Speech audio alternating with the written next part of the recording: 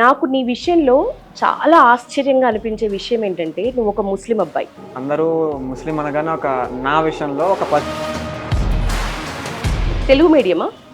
English medium చిన్నప్పటి నుంచి. English మీడియమే. Actually నేను చిన్నప్పటి నుంచి పెరిగింది తాతయ్య వాళ్ళతోనే. ఉమ్. సో అమ్మ ఏ డాడీ ఏజ్ నుంచి? నాకు 3 years ఉన్నప్పటి నుంచి. 3 years నుంచి తాత వాళ్ళ దగ్గరే. అంటే లైక్ ఇప్పుడు లెజెండ్ ఇప్పుడు లేరు అయినా కూడా ఆయన ముందు నువ్వైతే పాడావు ఎస్పి బాలు గారి ముందు. అప్పట్లో నాకంత ఆయన మీద ఇప్పుడు నాకున్నంత రెస్పెక్ట్ అప్పుడు ఉండేది కాదు. స్కూల్లో ఎప్పుడు టాపే కదంట ఎడ్యుకేషన్లో. నాకు ఇప్పుడు అర్థం కావట్లేదు అంటే ఎలా టాప్ వచ్చాను అని. అయ్యో, అంటే నేను చదివాను కాదు ఇంటికి వచ్చి. బాలు గారి పాటల్లో నీకు ఇష్టమైన పాట? ప్రేమ ఎంత మధురం, ప్రియురాలు అంత కఠినం, గంధపు గాలిని తలుపులు ఆపుట న్యాయమా న్యాయమా, నా చెలి రోజావి నాలో ఉన్నావి, నిన్నే తలిచేనే నేనే, పసరుల తావి నిషేధి మౌనం ప్రేమగానం, మాటేరాని చిన్నదాని కళ్ళు పలికే ఊసులు, రచ్చాడుకోక రాయాల సాంగా ఊళ్ళోకి వచ్చాడో పెద్ద పులిలాగా, అలాగా ఒళ్ళు ఉంటే ఎందుకంట ఫార్మసీ. మొహమాటానికి రూపమిస్తే అచ్చం ఈ అబ్బాయిలాగే ఉంటాడు.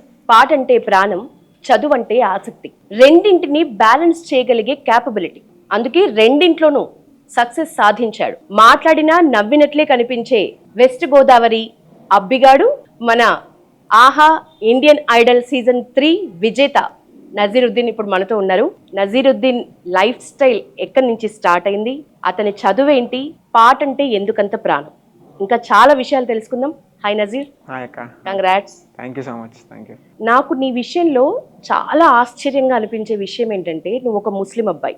తెలుగు భాషలో, తెలుగు రియాలిటీ షోస్లో, తెలుగు పాటల్లో, అందులోనూ ఏ పాట అయినా ఆ పాటలో ఉన్న భావాన్ని కొంచెం కూడా అటు ఇటు కాకుండా ఆ భావ వ్యక్తీకరణ నీ విషయంలో నాకు చాలా హ్యాట్స్ ఆఫ్ చెప్పాల్సిన విషయం అనిపిస్తుంది. ఎక్కడి నుంచి వచ్చింది ఆ స్పష్టత? ఫస్ట్ ఆఫ్ ఆల్ అందరూ ముస్లిం అనగానే నా విషయంలో ఒక పర్సెప్షన్కి వచ్చేయచ్చు. మేబీ నాకు తెలుగు రాదు, మదర్ టంగ్ ఉర్దూ అని. నా మదర్ టంగ్ తెలుగే. Mother tongue Telugu. అమ్మకి కానీ డాడీకి కానీ ఉర్దూ రాదు. అంటే లైక్ మేము బై బార్న్ ముస్లిమ్స్, బట్ మేము చర్చ్కి వెళ్తాము, మసీద్కి వెళ్తాము, టెంపుల్కి వెళ్తాము, అన్ని. అంటే మదర్ టంగ్ తెలుగు అనడానికి ఎగ్జాక్ట్ రీజన్? రీజన్ అంటే ఏం లేదు, ముందు నుంచి అలా వచ్చింది అంతే పైనుంచి. తెలుగు మీడియమా? అలా అని కాదు, అది ఎందుకో తెలియదు. మా తాతయ్య వాళ్ళ అమ్మగారు వాళ్ళ నుంచి వచ్చినట్టు అంత తెలుగు మాట్లాడుతూనే ఉండేవాళ్ళ. ఉర్దూ ఎవరికి రాదు కూడా. ఉర్దూ వచ్చినా మాట్లాడకపోవడం కాదు. నార్మల్ హిందీ? హిందీ కూడా నేను ఇప్పుడు నేర్చుకుంటున్నాను. ఇంట్లో ఎవరు సరిగ్గా హిందీ. Great great. అయితే నువ్వు తెలుగు అబ్బాయే. తెలుగే. అందుకు జనరల్గా అందరికీ తెలుగు మాట్లాడే వాళ్ళకి ఎలాంటి స్పష్టత ఉంటుందో నాకు సేమ్. తెలుగు మీడియమా? ఇంగ్లీష్ మీడియం చిన్నప్పుడు. ఇంగ్లీష్ మీడియమే. మరి తెలుగు సెకండ్ లాంగ్వేజ్. సో దీర్ఘాలు, ఒత్తులు, అర్థాలు, తాత్పర్యాలు బాగా ప్రాక్టీస్ ఉండేదా? చేసేవాడివా? చదివేవాడిని బాగానే తెలుగు. ఓకే. చిన్నప్పుడు మీ తాతయ్య గారు ఘంటసాల పాటలు పాడేవారు. ఆ పాటలు వింటూ పెరిగావు నువ్వు. అవును. ఆ పాటల్లో నీకు ఇష్టమైన పాటతో స్టార్ట్ చేద్దాం. ఎందుకంటే నీ ఫస్ట్ గురువు అంటే తాతనే చెప్తావు కదా, అందుకని మీ తాతగారి పాటల్లో, ఆయన పాడే పాటల్లో నీకు నచ్చిన పాట?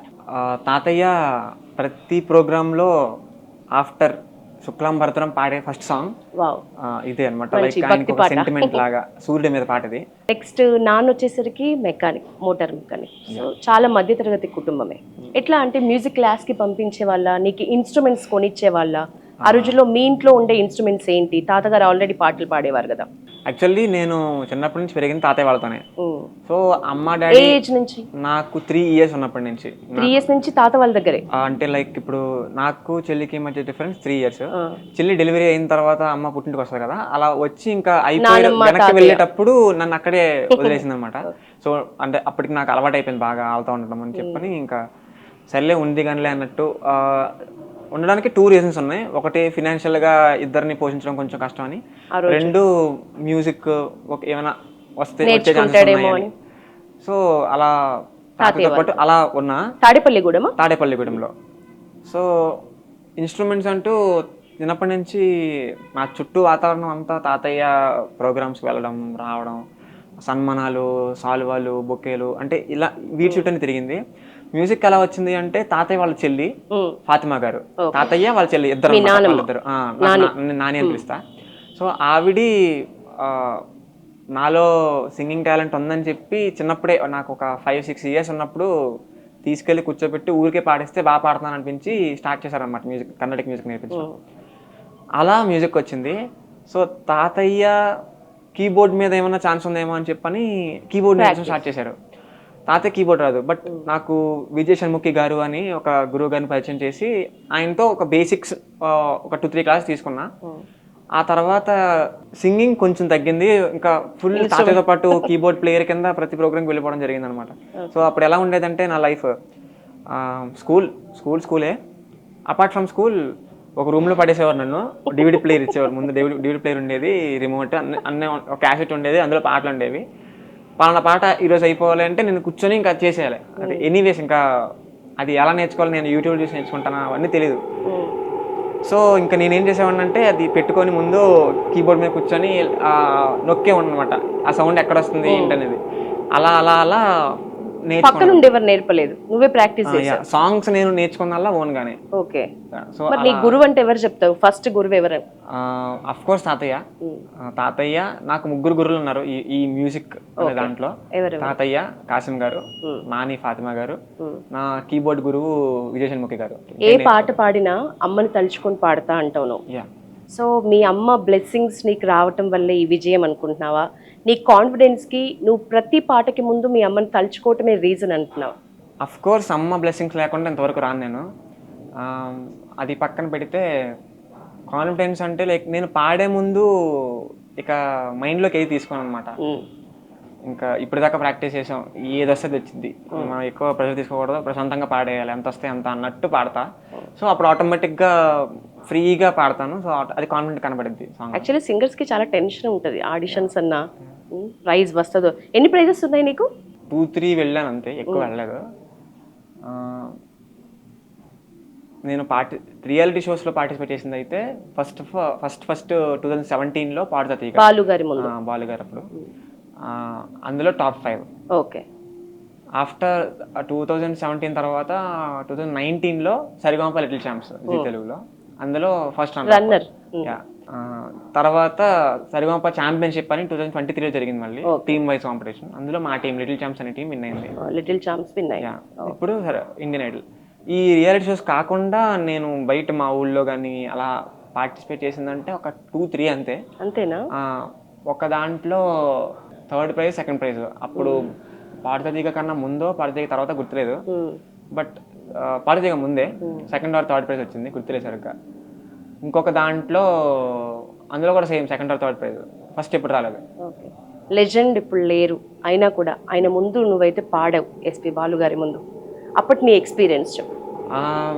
అప్పట్లో నాకంత ఆయన మీద ఇప్పుడు నాకున్నంత రెస్పెక్ట్ అప్పుడు ఉండేది కాదు. ఉండేదంటే అలా అంటే లైక్ ఎలా అంటే తెలియక ఆ ఏజ్, ఆయన గొప్పవారు, చాలా పెద్ద సింగర్ అని తెలుసు, బట్ చిన్న ఏజ్లో ఇప్పుడు నాకు ఆయన మీద ఉన్నంత పిచ్చి అప్పుడు ఉండేది కాదు. ఇప్పుడు నేను తలుచుకుంటుంటే ఆయన ముందు నేను పాడానా, ఆయన నోటి నుంచి నా పేరు వచ్చిందా, నన్ను పిలిచారు, నాతో మాట్లాడారు, ఆయన నా వెంక చూసారు. ఇవన్నీ నేను ఇప్పుడు తలుచుకుంటుంటే లైక్ ఎంత అదృష్టవంతుడిని నేను అని అనిపిస్తూ ఉంటుంది. లైక్ ఆయన ఇన్ఫ్లుయెన్స్ నా మీద చాలా ఉంది. ఎందుకంటే నాకు ఎందుకు అనిపిస్తుంది అంటే లైక్ ఒక బాలుగారి సాంగ్ని నేను పాడితే ఎలా పాడగలను ఒక క్లారిటీ వచ్చేసింది నాకు. ఏ పాట అయినా పక్కన పెడితే బాలుగారి పాటల మట్టికి లైక్ యాజ్ ఇట్ ఈస్ పాడేయగలను ఒక కాన్ఫిడెన్స్ వచ్చింది నాకు. ఎందుకో తెలియదు, బట్ ఆయన చూసి నేర్చుకోవడం వల్ల ఎందుకో తెలియదు, బట్ ఆయన వల్ల నేను చాలా ఇన్ఫ్లుయెన్స్ అయ్యాను. బాలుగారి పాటల్లో నీకు ఇష్టమైన పాట?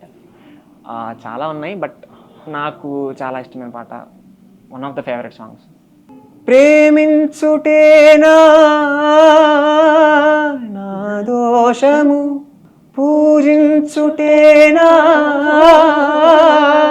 నా పాపము, ఎన్నాళ్ళని ఎదలో ముళ్ళు, కన్నీరుగై కరిగే కళ్ళు, నాలోని నీ రూపము నా జీవనాధారము అది ఆరాలి పోవాలి ప్రాణము ప్రేమ ఎంత మధురం ప్రియురాలు అంత కఠినం చేసినాను ప్రేమ క్షీరసాగర మదనం మింగినాను హలాహలం ప్రేమ ఎంత మధురం ప్రియురాలు అంత కఠినం. Super songs. అసలు ఆయన సాంగ్స్లో ఇష్టమైన అంటే చెప్పటం కష్టమే. ఇంకా నీ ఆడిషన్స్కి వద్దాం. ఆడిషన్స్ ముందు రోజు నీకు ఎగ్జామ్ రాసి వితౌట్ ప్రాక్టీస్ వచ్చావు. ఆడిషన్లో మాత్రం పల్లవి కాగానే నేను ఆపేశారు. మొత్తం చెమటలు పట్టాయి, టెన్షన్ నీ ఫేస్లో స్పష్టంగా కనిపించింది. కానీ వెంటనే గోల్డెన్ టికెట్ తీసుకున్నావు. అసలు నువ్వు షాక్ అయిన తీరు అప్పుడు ఆ రోజు నిన్ను చూసిన అందరికీ అర్థమైంది. కానీ ఫైనల్స్కు ఉన్నప్పుడు ఉండాల్సిన టెన్షన్ మాత్రం ఎవరికి కనిపించలే. ఆ కాన్ఫిడెన్స్ ఎట్లా బిల్డ్ అయింది ఆ స్టార్టింగ్ డేకి ఎండింగ్ డేకి మధ్యలో? ఎక్కడ ఏ సాంగ్ దగ్గర నేను విన్ అనిపించింది? నీకు చాలా కాన్ఫిడెన్స్ ఉంది నువ్వే గెలుస్తావని. అప్పటికే నాకు ఒక పాజిటివ్ వైబ్స్ వచ్చినాయి, విన్ అవుతానేమో అని ఒక ఇది వచ్చింది. సీజన్ ఎంటైర్ సీజన్లో నా కాన్ఫిడెన్స్ చాలా బిల్డ్ అయింది. అవును, బిల్డ్ అవ్వడానికి కారణం అంటే ఆడిషన్ డే ఫస్ట్ నేను సాంగ్ పాడేటప్పుడు నేను పాడతాను, నాకు తెలిసి నేను బాగా పాడతాను, వాళ్ళ పాయింట్ ఆఫ్ వ్యూలో బాగా పాడుతున్నాను లేదని నాకు తెలియదు. సో వాళ్ళు ఎలా తీసుకుంటారు, వాళ్ళకి నచ్చిద్దా లేదా అని ఒక టెన్షన్ ఉంది లోపల. అది ఇంకా ఆ భయం వల్ల ముఖం అలా కనపడింది. త్రూఅవుట్ ద సీజన్ పాడిన తర్వాత వెంటనే బ్లాక్ బస్టర్స్ రావడం, కంటిన్యూస్గా జడ్జెస్ మంచి మంచి కాంప్లిమెంట్స్ ఇవ్వడం, నాలో ప్లస్లు చెప్పడం మైనస్లు చెప్పడం వల్ల నా మీద ఒక క్లారిటీ వచ్చింది. ముగ్గురు గెస్ట్లు నీకు చాలా సహకారం ఇచ్చారు, చాలా సజెషన్స్ ఇచ్చారు. ముగ్గురు గెస్ట్లలో నీకు ఎక్కువ మంచిగా అనిపించిన కాంప్లిమెంట్ వాళ్ళ ముగ్గురిట్లో? ఒక్కొక్కరిలో ఒకటి ఉంది. చెప్పు, ఒక్కొక్కటి చెప్పు. తమన్ సార్ అంటే ఆయన first of all standing ocean ఇవ్వడం అంటేనే ద బిగ్గెస్ట్ కాంప్లిమెంట్. అది ఒక్కసారి కదా, 3 టైమ్స్. చంద్రకళ సాంగ్కి స్టాండింగ్ ఇచ్చారు. అప్పుడు ఒరిజినల్ సాంగ్ కన్నా నేను ఇప్పుడు ఎంజాయ్ చేసాను, బాగా పాడాను. చాలా పెద్ద కాంప్లిమెంట్ అది, ఎందుకంటే ఒరిజినల్ సాంగ్ కన్నా నీదే బాగుందంటే బాగా అనిపించింది నాకు. అండ్ గీతా అక్క లైక్ నేను తీసుకెళ్ళిపోతాను కదా తనతో. ఖతర్లో షో ఉంది, అక్టోబర్లో డేట్స్ ఖాళీ ఉంది అని అడిగింది. You are my favourite singer. Biggest compliment Karthik sir అంటే మేబీ ఫైనల్స్లో ఆయన అన్న కాంప్లిమెంట్. ఈ 3 సీజన్స్తో మొత్తం అన్ని చూస్తే 3 సీజన్స్లో నీదే one of the best voice అన్నారు. So maybe that's the best compliment. And దాంతోపాటు నేను ఒకటి సాంగ్ పాడినప్పుడు సార్ అన్నారు, ఈ సాంగ్ పాడడానికి చాలా కష్టం, నేను చాలా మందిని చూసాను ఈ సాంగ్ పాడడం, లైవ్లో విన్నాను, బట్ ఆఫ్టర్ బాలు గారు వర్షన్ తర్వాత ఇదే ద బెస్ట్ వర్షన్ అన్నారు. సో అంటే దాని తర్వాత నాదే అంటే బాలు అంటే ఇష్టం, దట్టు కార్తిక్ చెప్పటం. నీకు ఫేవరెట్ సాంగ్ నువ్వు పాడిన వాటిల్లో? నేను పాడిన వాటిలో ఫేవరెట్ ఒకటి, నీ భావ ప్రకటన నాకు బాగా నచ్చుతుంది నజీర్, నిజంగా. థ్యాంక్ యూ సో మచ్ అక్క. ఒక్క పాటకి ప్రాణం లిరికా, మ్యూజిషియన్స్ ఇచ్చే మ్యూజికా, సింగరా? మేబీ నేను అన్ని అని చెప్తాను, అన్ని కలిపితేనే ఒక సాంగ్ హిట్ అవుట్పుట్ వచ్చింది. కీర్తనకే ఎక్కువగా నీ తర్వాత ఒక పాట, లేకపోతే నీతో పాటు సమౌజీ అంటే కీర్తనకే వెళ్ళినాయి ఎక్కువగా. అంటే లాస్ట్ 2 times కూడా గర్ల్స్ గెలవటం వల్ల కీర్తన అనుకున్నారంటావా, లేకపోతే అమ్మాయి నిజంగా నీకంటే బాగా పాడిందని ఒప్పుకుంటావా? నాకంటే చాలా బాగా పాడింది. అఫ్ కోర్స్ నాకంటే బాగా పాడిందంటే మేబీ నా పర్సెప్షన్లో నేను బాగా పాడగలను, అంటే దాన్ని నేను కంపేర్ చేయలేకపోతున్నా. సో నాకు జడ్జిమెంట్ రావట్లేదు. నేను కూడా నీ కాన్ఫిడెన్స్ని అస్సలు ఎస్టిమేట్ చేయలేకపోతున్నా. నువ్వు కాంప్లిమెంట్స్ ఎక్కువ ఇచ్చినప్పుడు, జడ్జెస్ ఇచ్చినా ఎవరిచ్చినా, నాకు అప్పుడు రెస్పాన్సిబిలిటీ పెరిగిన ఫీలింగ్ వస్తుంది, భయం అవుతుంది అంటావు కదా. ఇప్పుడు ఎట్లుంది నీ స్టేజ్? ఇప్పుడు అలాగే ఉంది, సేమ్. ఇప్పుడు ఇంకా భయం ఎక్కువైంది, ఎందుకంటే లైక్ విన్ అయిన తర్వాత విన్నర్ని ఒకలా చూసిద్ది, ఇదే ఈ సొసైటీ కానీ ఎవరైనా సరే విన్నర్ని ఒకలా చూస్తారు, మిగతా వాళ్ళందరినీ ఒకలా చూస్తారు, విన్నర్నే గుర్తించుకుంటారు. సో యాజ్ ఏ విన్నర్గా నేను ఏది పాడినా జడ్జ్ చేయడానికి రెడీగా ఉంటారు అన్నమాట. సో నేను ఏం పాడుతున్నాను చాలా జాగ్రత్తగా పాడాలి. సో రెస్పాన్సిబిలిటీ ఇంకా బాగా పెరిగింది అన్న ఫీలింగ్. ఇప్పుడు నెక్స్ట్ ఆల్రెడీ నీ ముందు ప్రాజెక్ట్ ఓజీ, అసలు ఇమాజిన్ ఉందా నీకు? లేదు కదా. నేను ఇంటి నుంచి షోకి వచ్చేటప్పుడు ఓజీ సినిమా ఎప్పుడో రిలీజ్ అయిద్దా, ఎప్పుడు చూద్దామా అని నేను వెయిటింగ్. ఎందుకంటే as a fan, yeah. Okay, PK fan అను. పీకే ఫ్యాన్ అంటే like Allu Arjun fan. Okay. At the same time power star fan because of his ideology, thought process. Okay. So call వచ్చినప్పుడు ఎట్లా ఫీల్ అయ్యావు? ఫస్ట్ ఒక పని లైక్ మనం ఎక్స్పెక్ట్ చేయింది కూడా జరిగినప్పుడు ఒక ట్రాన్స్లో అదంతా జరిగిపోయే వరకు మనం ఇంకా రియలైజ్ అవ్వం అనమాట. అయిపోయిన తర్వాత నేను నిజంగా పాడానా, ఏంటి ఈ సినిమాలో పాడానా అని ఒక పెద్ద రియలైజేషన్ వచ్చింది. అలా జరిగింది అనమాట నాకు. ఎలా అంటే కాల్ వచ్చింది, కాల్ వచ్చినప్పుడు షాక్ అయ్యా. అఫ్కోర్స్ నేను ప్రాంక్ అనుకున్నా, ఎవరైనా మా ఫ్రెండ్స్ చేయారేమో అనుకున్నా.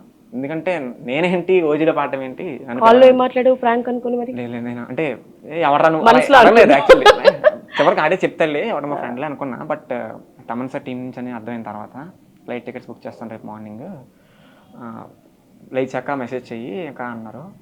సరే రేపొద్దున ఫ్లైట్ టికెట్స్ బుక్ చేశారు. నేను వెళ్ళిపోయిన ఎయిర్పోర్ట్కి ఫస్ట్ టైం ఫ్లైట్ ఎక్కాను దానికోసం, చెన్నైకి. First time experience Thaman sir వల్ల. సో వెళ్ళాను, తమన్ సార్ని కలిశాను. ఇంకంతకుముందు ఏదైనా మూవీలో పాడావా అని అడిగారు. లేదు సార్ ఇదే ఫస్ట్ అంటే, స్టార్టింగే పవర్ స్టార్తో స్టార్ట్ చేస్తున్నాను. అదే సార్ అనుకున్నా. 2 days పాడేసాం, అంతా అయిపోయింది. వచ్చేసిన తర్వాత లైక్ నేను ఓజీలో పాడాను. ఓజీ సినిమా అంటే ఇప్పుడు ఎంతమంది రియాక్షన్ ఎలా ఉంటుంది అసలు అందరూ. సో అంత బీభత్సమైన ఎక్స్పీరియన్స్, బీభత్సమైన రియలైజేషన్ అనమాట. చాలా అన్ఎక్స్పెక్టెడ్ నాకు. అది చాలా చాలా పెద్ద ఆపర్చునిటీ నాకు. కిక్ స్టార్ట్, పవర్ స్టార్ట్ అది యాక్చువల్లీ. ఆ పాట పాడు ఓషి, ఒక 2 lines. లేదు, అస్సలు ఛాన్స్ లేదు. సాంగ్ రిలీజ్ అయిన తర్వాత పాడమంటే. మీ ఫేవరెట్ హీరో ఎవరు? అల్లు అర్జున్. తన కోసం పాడాలని ఉందా? అంటే అలా ఏం పెట్టుకోలేదు, వీళ్ళకి పాడాలి, వీళ్ళకి ఎలాగైనా పాడాలి అని ఏం లేదు. బట్ పెద్ద హీరోలకు పాడాలి, పెద్ద మ్యూజిక్ డైరెక్టర్కి పాడాలి. ఫస్ట్ మ్యూజిక్ డైరెక్టర్సే, తర్వాత హీరోస్. ఏ హీరోయిన్ పర్లా, మ్యూజిక్ డైరెక్టర్స్ పెద్దవాళ్ళు అయితే. అల్లు అర్జున్ నీ ఫేవరెట్ హీరో. హీరోయిన్ ఏం లేదు అలా, అంటే అలా ఒకరిని ఫిక్స్ ఏం లేదు. ఓకే. కాలేజ్ డేస్లో ఎట్లుండేది? నీకు ఫాలోయింగ్ ఉండేదా? యాజ్ ఏ సింగర్గా నువ్వు కొంత కాలేజ్లో ఎలివేట్ అయ్యి ఉంటావు కదా. Girls following, love letters, proposals అంత సీన్ లేదు. అంటే కోఎడ్యుకేషన్ కాదు కాబట్టి అసలు ఛాన్స్ లేదు. కోఎడ్యుకేషన్ కాదా? ఓకే. సో తాడేపల్లిగూడెంలో స్కూల్, గుంటూరులో 8th వరకు తాడేపల్లిగూడెంలో, 9th and 10th దాని పక్కన ఒక ఊరు పెప్పర్ అనే ఊర్లో జిఎస్ఆర్ స్కూల్ చదివాను 9th and 10th. సో నేను చిన్నప్పటి నుంచి నాకు స్పెషల్ ట్రీట్మెంట్ ఎక్కడైనా, యాజ్ ఎ స్టూడెంట్గా, సింగర్గా. లైక్ నేను అకాడమిక్స్లో కూడా మంచి స్టూడెంట్ని కాబట్టి కొంచెం అర్థం, ఒక టాపర్ని చూసినట్టు చూస్తారు నన్ను. సింగర్గా అంటే నాకు పాటలు బాగా పాడతాను అని, కానీ ఒక రకమైన పాజిటివిటీ ఉండింది అనమాట నా మీద. సో నాకు అది అలా అలవాటు అయిపోయింది చిన్నప్పటి నుంచి. స్కూల్ డేస్లోనూ ఏదైనా అకేషన్ వచ్చినప్పుడు పాడటం అలాగా. అందరూ గర్ల్స్ ఫ్యాన్స్ లేరా? ఉన్నారు. ఫ్యాన్స్ అంటే ఎంకరేజ్ చేసేవాళ్ళు ఉన్నారు. ఫ్యాన్స్ అనాలి తెలియదు నాకు. Okay. Next Guntur, intermediate Guntur. Okay. అక్కడ కూడా ఒక లైక్ నేను సెకండ్ ఇయర్లో ఉన్నప్పుడు ఒక లైక్ యాన్యువల్ డే లాంటి జరిగింది. అక్కడ కూడా పాడాను ఫస్ట్ టైం. అంటే నేను అప్పుడు కొంతమంది తెలుసు నేను పలానా ఇలా రియాలిటీ షోస్లో పాడాను అని చెప్పి తెలుసు. లైవ్ లో ఎవరు వినలేదు అనమాట. ఫస్ట్ టైం పాడాను. ఫుల్ బీభత్సం రెస్పాన్స్. అసలు ఏం పాట పాడావు అప్పుడు? ఒక మెడ్లీలా చేశాను అనమాట, కొన్ని సాంగ్స్. ఇంటర్ తర్వాత సిఏ ఫౌండేషన్ వెళ్ళిపోయావు. ఓకే. ఫౌండేషన్ చదివేటప్పుడు టీచర్స్ డే ఒక ఈవెంట్ జరిగింది, అప్పుడు పాడాను. సిఏ ఇంటర్లో సేమ్ మళ్ళీ టీచర్స్ డే జరిగింది, అప్పుడు కూడా పాడాను.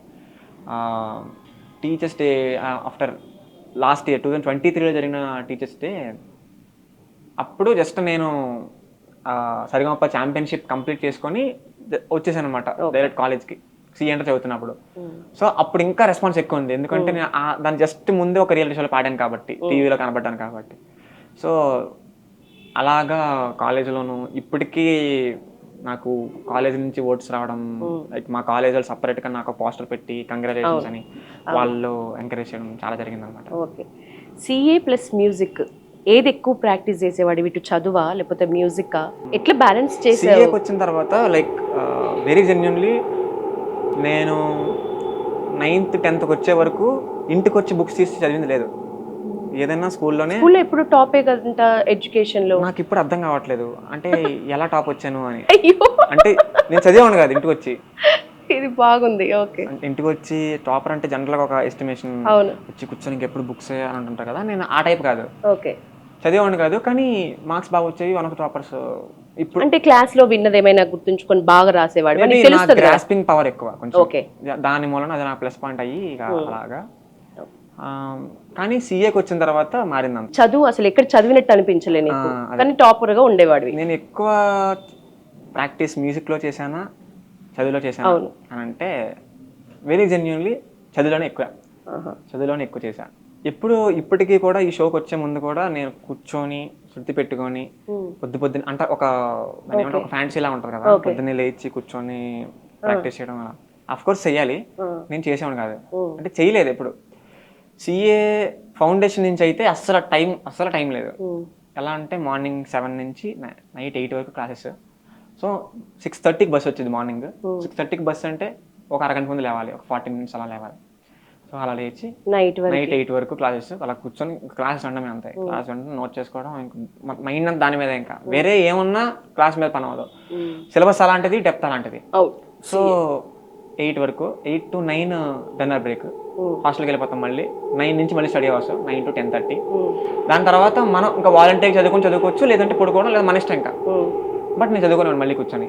ఎందుకు అంటే నేను అప్పట్లో ఈ సరిగమప ఛాంపియన్షిప్ మూలన ఒక 3 months క్లాస్ మిస్ అయిపోయాను నేను. ఇది చాలా క్రూషియల్. నేను క్లాసెస్ కరెక్ట్ గా విన్న వాళ్ళకే పని అంటే ఆ భయంతో నేను ఎక్కువ చదివేశాను అప్పట్లో. నైట్ 12 దాకా కూర్చొని ఇంకా చదివి యాక్చువల్లీ నేను బలవంతంగా కూడా చదవలేదు, ఎందుకో ఎంజాయ్ చేశాను. కొంచెం లైక్ ఇంట్లో వాళ్ళకి కూడా ఫోన్ చేయలేని అంత బిజీగా అయిపోయాను అనమాట. నాకు మెసేజ్ వస్తే మెసేజ్ కూడా చూసి రిప్లై ఇవ్వకుండా అలా అయిపోయాను. బట్ నాకు ఎందుకో నచ్చింది అలాగా బుక్స్ కొన్నాళ్ళు ఎందుకో బాగా నచ్చింది. అలా ఆ మాత్రం ప్రాక్టీస్ నేను మ్యూజిక్లో చేస్తుంటే ఇంకా బాగుంది అనిపించింది. నేను మ్యూజిక్లో ప్రాక్టీస్ చేసిందంతా ఈ షోకి వచ్చిన తర్వాత. ఒక్కొక్క వీక్ ఇంకా ఎలా ప్రాక్టీస్ చేయాలి, ఏమేమి ఎక్సర్సైజ్ చేయాలి అని తెలుసుకొని. నీలో ఇంకా చాలా ఉంది నజీర్, మ్యూజిక్ పరంగా బయటికి రావాల్సింది. దీన్ని బట్టి అర్థమవుతుంది. మ్యూజిక్ లవర్స్కి ఏదైనా ఒక రోజు ఒక పాట వినని రోజు అంటూ ఉంటే అది వ్యర్థం. నా థింకింగ్ ఇది, నా అంచనా ప్రకారం. నువ్వు అసలు పాటల్ని కొన్ని రోజులు దూరం పెట్టిన పరిస్థితి కనిపిస్తుంది. వినకుండా వినేవాడిని. లైక్ బస్ ఎక్కిన తర్వాత కాలేజ్కి వెళ్ళే లోపు ఎట్లాంటి జర్నీలో ఎట్లాంటి సాంగ్స్ వింటావు? నా మూడ్ బట్టి, ఎవరైనా మూడ్ ను బట్టి. మార్నింగ్ అలా బస్సులో వెళ్తున్నప్పుడు కొంచెం ప్రశాంతంగా మైండ్ పీస్ఫుల్గా ఉండేలా కొంచెం మెల్లగా ప్రశాంతమైన పాటలు వింటాను. నైట్ వచ్చేటప్పుడు అసలు ఫుల్ ఇదైపోయి ఉంటాం కాబట్టి కొంచెం సాంగ్స్ అలాంటివి. ఓకే. నేను చూస్తే ప్రశాంతంగా, ఎప్పుడు స్మైలింగ్ బాయ్ లాగా డిజర్వ్ అనిపిస్తావు, మళ్ళీ ఇంట్రోవర్ట్ లాగా అనిపిస్తావు. ఒక్కోసారి మాట్లాడితే అట్లా ఏమనిపించదు. అసలు what type of boy you are? ఇప్పుడిప్పుడే నాకు కొంచెం మాట్లాడడం వస్తుంది. ఇంతకుముందు తక్కువ. ఇప్పుడు మేబీ ఇది నా ఫస్ట్ ఇంటర్వ్యూ అయితే ఇలా మాట్లాడేవాను కాదు. ఓకే. కొంచెం కొన్ని ఇంటర్వ్యూస్ ఇచ్చి కొంచెం అలవాటు అయ్యి ఇప్పుడు ఎట్లా మాట్లాడాలి అంటే కొంచెం ఓపెన్ అవుతున్నా కొంచెం. చిన్నప్పటి నుంచి కొంచెం ఇంట్రోవర్ట్ అయినా. ఓకే. ఇంట్లో వాళ్ళతో అంటే నాకు బాగా క్లోజ్ అనుకున్న వాళ్ళతో వేరు, అంత వేరుండిద్ది. ఇలాగ కొత్త వాళ్ళతో మాట్లాడేటప్పుడు మాత్రం అస్సలు నోరు కదిపేవాడిని కాదు అసలు. ఇప్పటికీ నాకు గుర్తుంది. ఇంకా ఎవరన్నా ఏదైనా ఫర్ ఎగ్జాంపుల్ ఇంట్లో వాళ్ళు ఏదైనా తిట్టినా కూడా నేను మాట్లాడే సమాధానం చెప్పేవాడిని కాదు. ఇలా నడుపుకునేవాడిని వెళ్ళి ఏదో పడేసాను, లేదంటే దెబ్బ తగిలించుకొని వచ్చాను బయటికి వెళ్ళి అంటే చెప్పేవాడిని కాదు. ఫస్ట్ దెబ్బ తగిలితే అంటే మళ్ళీ దెబ్బ తగిలితే బయటికి వెళ్ళి దెబ్బ తగిలించుకొచ్చి మళ్ళీ బయటికి వెళ్ళి ఆడుకొని చేస్తారని చెప్పేవాడిని కాదు. వాళ్ళే చూస్తే ఇంకా మాట్లాడరా తెలిసినా ఇంకా అలా ఉండేవాడిని. ఒక్క మాట అని కూడా అనేవారు కాదు. అంత దారుణం అన్నమాట. సీజన్లో కూడా కొన్ని ఎపిసోడ్స్ నువ్వు ఈ అబ్బాయి అసలు మాట్లాడతాడా, అసలు ఈ అబ్బాయి మిగతా కంటెస్టెంట్స్తో ఎట్లుంటాడు అని అనే క్వశ్చన్స్ చాలాసార్లు వచ్చినాయి. ఎవరు నీకు మంచి క్లోజ్ బర్డీ? నాకు బాగా క్లోజ్ అంటే శ్రీకీర్తి. తనతోనూ వాళ్ళ అమ్మగారితో నాకు చాలా మంచి బాండ్ ఉంది. లైక్ వాళ్ళ అమ్మగారికి లైక్ నేను ఒక కొడుకులాగా, నాకు ఒక అమ్మలాగా. సో ఇలా మంచి బాండ్. భరతన్తో కూడా చాలా మంచి బాండ్ ఉంది. లైక్ మేమిద్దరం చాలా సరదాగా ఉంటాం అనమాట. సీరియస్గా కూర్చొని ఇప్పుడు లేదు మేమిద్దరం. ఒకటి నేర్చుకుంటున్నామంటే మ్యూజిక్లో ఏది నేర్చుకున్నా కూడా మధ్యలో సరదాగా ఏదో అలా జోక్ వచ్చేసి ఆటోమేటిక్గా ఫ్లోలో వచ్చేసింది అనమాట. మా ఇద్దరికి మాత్రమే అర్థమయ్యే జోక్స్ కొని ఉంటాయి. భర్త అక్కడ కూర్చొని నేను కూర్చొని చుట్టూరు అందరూ జనాలు ఉన్నా సరే మీ ఇద్దరం ఏదైనా మా ఇద్దరికి నవ్వు వచ్చేది మాత్రమే ఏదైనా అనేసుకోవచ్చు అనమాట. అలా ఒక రకమైన కోఆర్డినేషన్ ఉండేది మా ఇద్దరికి. ఫన్ గా ఎప్పుడు నవ్విస్తూ మీ టీంలో మేబీ నేనే. నువ్వేనా? ఎందుకంటే ఇది చాలా కొత్తగా ఉంది మాకు. అంటే వేరే వాళ్ళు ఇంటర్వ్యూ చేసినా మేబీ నేను నా పేరు చెప్పొచ్చు. ఎందుకంటే నేను ఇప్పుడు ఇలా ఉన్నా కానీ చెప్పాను కదా, కొంచెం క్లోజ్ అయితే ఫ్లోలో సెటైర్ వేయడం. ఇండియన్ ఐడల్ సీజన్ 3కి చాలా మంది గెస్ట్లు వచ్చిండ్రు. నీకు నచ్చిన గెస్ట్, ఎక్కువ నవ్వించిన గెస్ట్ ఎవరు? ఎక్కువ నవ్వించిన గెస్ట్ అంటే నవీన్ పులిశెట్టి అన్న. ఆఫ్ కోర్స్ రాకింగ్ అసలు రావడమే ఇంకా స్టార్ట్ చేశారు. ఇంకెళ్ళే వరకు అదే ఎనర్జీ. ఇంకే కామెంట్స్ ఇచ్చినా, ఏ సాంగ్ విన్నా, అబ్బా ఆ రోజు ఫుల్ అసలు నవ్వులే. ఎవరు ఇన్స్పైర్ చేశారు మొత్తం సీజన్ 3 విషయంలో? సీజన్ 3కి సంబంధించి జడ్జ్లైనా, నీ కో కంటెస్టెంట్స్ అయినా, వచ్చిన గెస్ట్లైనా ఎవరు ఎక్కువ నిన్ను ఇన్స్పైర్ చేశారు? తమన్ సార్. ఏ విషయంలో? లైక్ ఆయన చిన్నప్పుడు ఫాదర్ని కోల్పోయారు, ఒకేసారి రెస్పాన్సిబిలిటీస్ అన్నీ మీద పడ్డాయి. ఆఫ్టర్ ఆయన ఎలా ఉండేవారు చిన్నప్పుడు అని తెలిసిన తర్వాత ఇంకా రెస్పెక్ట్ పెరిగింది అనమాట. లైక్ ఫుల్ అల్లరి చేసేవాళ్ళు, అసలు మాట వినేవారు కాదు. అలాంటి ఒక అబ్బాయి వెంటనే కట్టేసేవారు అలాంటి ఒక అబ్బాయి ఫ్యామిలీ రెస్పాన్సిబిలిటీ తన మీద ఉందని తెలుసుకొని రియలైజ్ అయ్యి నేను ఏం చెయ్యాలి అని తనే ఒక డెసిషన్ తీసుకొని తనే ముందుండి ఫ్యామిలీని అంతా చూసుకోవడం అంటే it's not an easy task. And ఇప్పుడు ఆయన ఏ పొజిషన్లో ఉన్నారు చూసుకుంటే అక్కడి నుంచి ఆయన ఎలా ఇంత పెద్ద ఎలా అయ్యారు అంటే చాలా ఇన్స్పైర్ అయినా చూసి. నేను కూడా ఆయనలాగా మంచి డెసిషన్ తీసుకొని బాగా ఇప్పుడు ఆయన చాలా మంది హెల్ప్ చేస్తున్నారు. అంటే మనీ విషయంలో కానీ, లైక్ నాలా కొత్త సింగర్స్కి ఛాన్స్ ఇవ్వడం విషయంలో కానీ. సో నేను కూడా ఆయన చూసి చాలా ఇన్స్పైర్ అయ్యాను. ఓకే, సాంగ్స్ పాడే విషయంలో ఏది ఎక్కువ టఫ్ పార్ట్? గమకాలు పలికించటమా, హై పిచ్లో పాడటమా, లో పిచ్లో పాడటమా?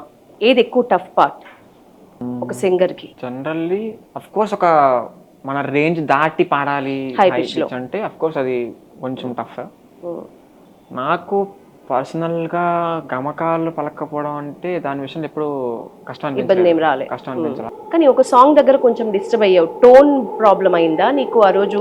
అందరు అసలు జడ్జెస్, మ్యూజిషియన్స్, నీ కో కంటెస్టెంట్స్ పిచ్ లోనే పోయింది, రేంజ్ ప్రాబ్లం అది. కానీ అంతమంది అసలు అంటే నాకు అక్కడ ఏమనిపించిందంటే ఒక మంచిగా పాడే అబ్బాయి, ఖచ్చితంగా టాప్ లో ఉండే అబ్బాయి, సడన్ గా అబ్బాయికి ఏమైనా ప్రాబ్లం జరిగితే ఎంతమంది టీం మొత్తం అసలు ఒక్కళ్ళు కూడా కదలని వాళ్ళే లేరు అక్కడ. అసలు ఆ ఎపిసోడ్ లో చాలా బాగా అనిపించింది చూస్తుంటే. One of the golden moments అది కదా. యాక్చువల్లీ ఏమైందంటే అది high pitch, of course high pitch. నాకు రిహార్సల్ చాలా పర్ఫెక్ట్ గా వచ్చింది అది. అసలు ఒక్కసారి కూడా ప్రాబ్లం లేదు అది పాట. షూట్ లోనే ఆ రోజు మేబీ షూట్ బాగా లేట్ అయింది ఆ రోజు. అన్నిటికన్నా లేట్ అయిందంటే ఆఫ్టర్ ఫైనల్స్ అదే. మార్నింగ్ నేను పాడేటప్పుడు మార్నింగ్ టైం 3:30 అయింది. సో అంతసేపు షూట్ లో కూర్చుంటాం కాబట్టి ఆటోమేటిక్ గా వార్మప్ ఉండదు, ప్రాక్టీస్ ఏం చెయ్యము, గొంతు మూసుకుపోయిద్ది నైట్ కాబట్టి. సో ఒకేసారి ఇంకా స్టార్టింగ్ హై పిచ్ హిట్ చేయడం అంటే ఒక్కోసారి బ్రేక్ అయ్యింది వాయిస్. అలా నా బ్రేక్ అయింది. సో మొత్తం అందరూ కదిలిపోయారు ఒకసారి. పీసీఆర్ లేదు, సీసీఆర్ లేదు, ప్రొడక్షన్ డిపార్ట్మెంట్, మేకప్ డిపార్ట్మెంట్ మొత్తం అందరూ ఇంకా లైక్ నేను పాడాలి నేను ఆ నోట్ రీచ్ అవ్వాలి అని అనుకున్నారు అందరూ. ఫైనల్లీ అది నేను మేనేజ్ చేయగలిగాను. నాకు అది అయిపోయి ఆ రోజు ఇంకా హోటల్లోకి వెళ్ళి పడుకున్న తర్వాత ఏం జరిగిందిరా ఈరోజు అని చెప్పని ఒక్క షాక్ అనమాట. అంత అంటే తేడా వస్తే ఆ రోజు హెల్మెట్ అయిపోతాను నేను. నాకు ఇష్టం లేదు అది, ఎందుకంటే నేను చాలా బాగా ప్రాక్టీస్ చేసాను, అసలు చాలా బాగా వచ్చింది, ఇప్పుడు ఏంటి ఇలా అయింది అని చెప్పని ఒక రకమైన ఒకేసారి భయం వేసింది అక్కడ. బట్ మేనేజ్ చేయగలిగాను. నీ టఫెస్ట్ కాంపిటీటర్ ఎవరు మొత్తం? చాలా ఇది టఫ్ క్వశ్చన్. ఇది అంటే మేబీ ఒకరు హట్ అవుతారు అని చెప్పకపోవడం కాదు, జెన్యున్ గానే చాలా మంది, ఇంకా అనిరుద్ధ్ అన్న, భరత్ అన్న, కీర్తన, హరిప్రియ అక్క. పర్సనల్ గా నీకు ఏ టైప్ ఆఫ్ సాంగ్స్ ఇష్టం? నాకు కొంచెం సూదింగ్ సాంగ్స్ అంటే ఇష్టం, కొంచెం మెలోడీ అలాంటివి పర్సనల్గా వినడానికి కానీ పాడటానికి ప్రిఫర్ చేసేది. కానీ ఏ రాగం ఇష్టం? రాగం అంటూ ఇంకా ఫలానా ఫేవరెట్ అని ఇంకా ఏం పెట్టుకోలేదు, కానీ నాకు తెలిసినవే చాలా తక్కువ రాగాలు. ఓకే. సో ఇప్పటిదాకా అయితే ఏమి అలా ఏం పెట్టుకోలేదు, అంటే అలా ఏం అనిపించలేదు నాకు అప్పా నాకు ఈ ఫేవరెట్ రాగం అన్నట్టు. నీకు ఫేవరెట్ సాంగ్ ఏంటి? ఇది కష్టం, చాలా ఉన్నాయి.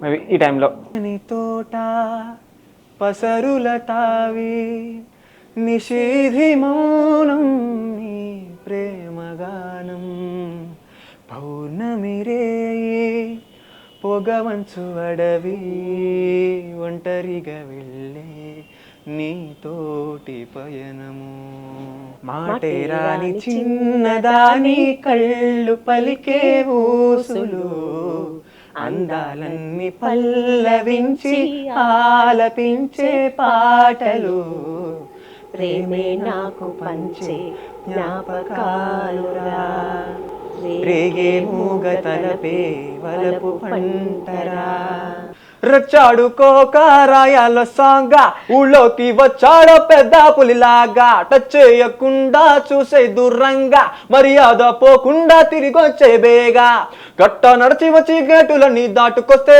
గిట్ట దడలు పుట్టి దమ్ము మారే స్లీవు మడత పెట్టి కాలర్ గారేసుకొస్తూ జూలు విదిలిస్తే జుమ్ముజుమారే మరణం మాసు మరణం టఫ్ తరుణం అతడి పేరే మనకు శరణం మాసు మరణం టఫ్ తరుణం స్టెప్పులేసే కిరణం సలాగా ఒళ్ళు ఉంటే ఎందుకంట ఫార్మసీ గెలుపుకి సూత్రమే టేక్ ఇట్ ఈజీ పాలసీ నింగిలో మెరుపులా యవ్వనం ఒక ఫ్యాంటసీ ఊవసి ఊవసి take it easy ఊవసి.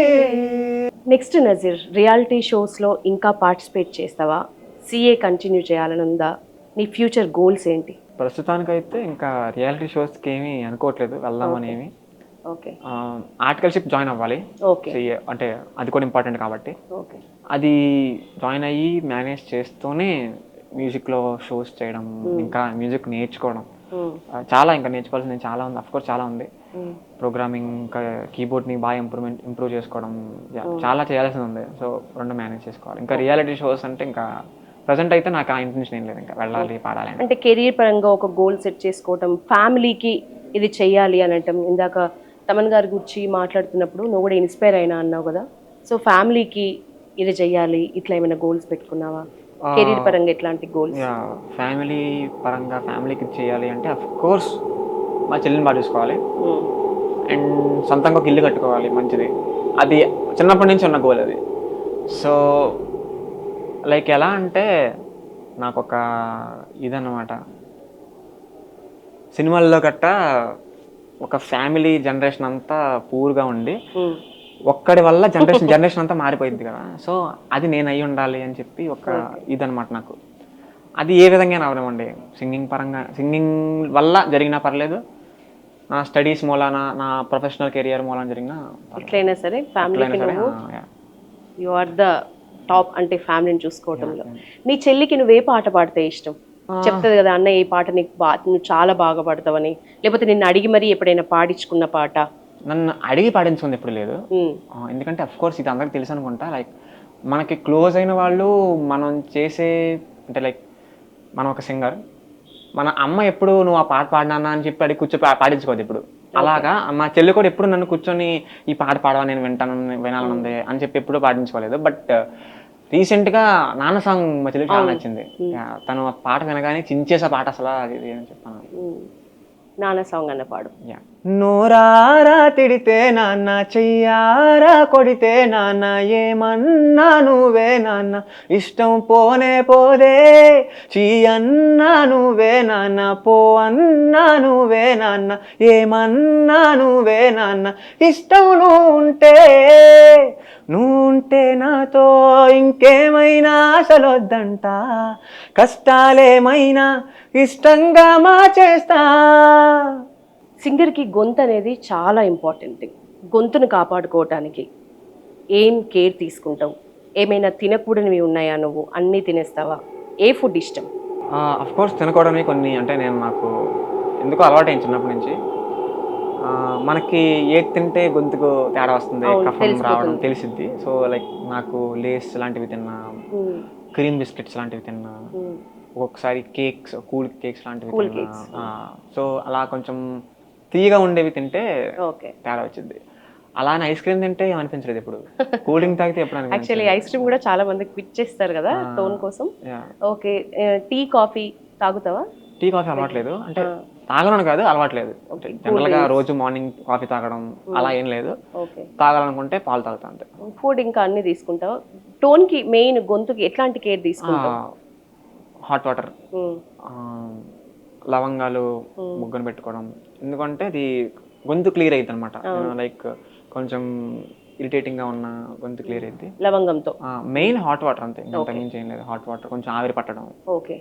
Cool water తీసుకోవా రెగ్యులర్గా? అసలు అంటే రెగ్యులర్గా తీసుకోను, ఎప్పుడైనా ఇంకా తప్పదు అనుకున్నప్పుడు. బాగా ఎండగా ఉంది నా వల్ల కావట్లేదు, నార్మల్ వాటర్ బాగా వేడిగా ఉంది అనుకుంటే ఇంకా అంతే. ఇప్పుడు నీ చేతిలో ఉన్న ప్రాజెక్ట్స్ ఏంటి? వెరీ అంటే చాలా దగ్గరలో ఉన్నదైతే గీతక్కతో కథ వెళ్ళడం. సో 30th స్టార్ట్ అవుతుంది వెయిటింగ్ దానికోసం. నేను శ్రీకీర్తి మా సీజన్ నుంచి. ఓకే. సో అది అండ్ కొన్ని రికార్డింగ్స్ ఉన్నాయి, అది తెలీదు ఏంటో అనేది, బట్ పాడాలి. Thank you so much Nazeer, మంచి టైం ఇచ్చావు మాకు, చాలా విషయాలు చెప్పావు నీ గురించి. అమ్మ ఎప్పుడు పైనుంచి నిన్ను బ్లెస్ చేస్తూ ఉంటుంది, ముఖ్యంగా అమ్మ మీ చెల్లి రూపంలో నీ పక్కనే ఉందని నువ్వే చెప్పావు. సో అది ఎప్పుడు గుర్తుపెట్టుకుని ఇక ముందు ఫేవరెట్ సింగర్ అంటే చాలా మంది నజీరుద్దీన్ అని చెప్పే స్థాయికి నువ్వు రావాలని మా పల్లవి టీవీ తరపున మనస్ఫూర్తిగా కోరుకుంటున్నాం. Thank you so much. Thank you.